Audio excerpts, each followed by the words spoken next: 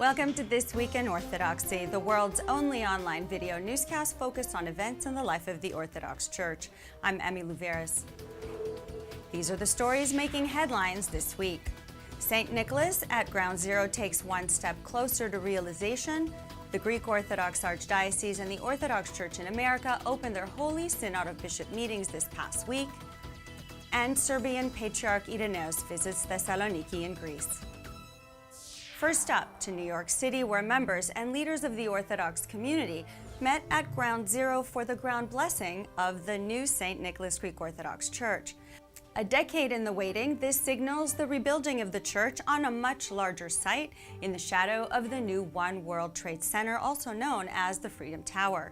Archbishop Demetrius, the head of the Greek Orthodox Archdiocese of America, recalled the scene shortly after the terrorist attacks of September 11th. We remember the days after September 11, 2001.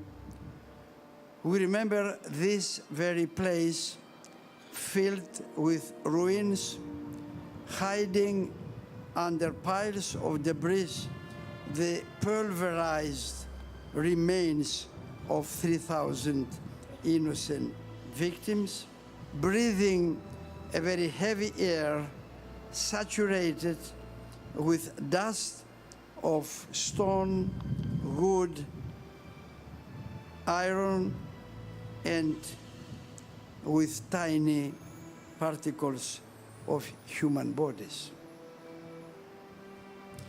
We remember walking with heavy heart to the specific place where our St. Nicholas Church stood as a building for more than a century.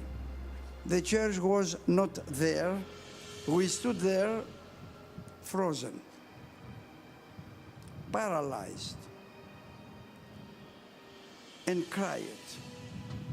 The project's culmination is expected to take place during the summer of 2016, which will be celebrated with not only the opening of the doors, but also with the 100-year anniversary of the original St. Nicholas Greek Orthodox Church, which opened in 1916. You too can participate by following the progress and making a contribution at stnicholasgroundzero.org. And now on to two synodical meetings. The first, the Greek Orthodox Archdiocese of America, with His Eminence Archbishop of America presiding at the meeting with the participation of the members of the Holy Synod. The Synod deliberated extensively on many matters, including the following: liturgical, where it received approval from the Ecumenical Patriarchate for the English translation of the text of the Divine Liturgy of St. John Chrysostom and will now proceed with publication. Canonical, where the Synod deliberated on disciplinary matters regarding clergy, preparation of candidates to the priesthood, and criteria for ordination.